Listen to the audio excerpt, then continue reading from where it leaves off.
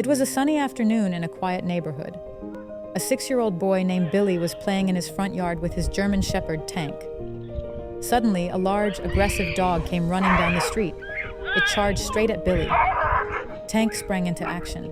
He stood in front of Billy, barking and growling at the other dog. The other dog lunged at Tank, but Tank was too quick. He dodged out of the way and bit the other dog on the neck. Billy was terrified, but Tank was there to protect him. The other dog yelped in pain and ran away. Tank turned to Billy and licked his face. Tank is a hero. He saved Billy from a dangerous dog attack. He is a true man's best friend.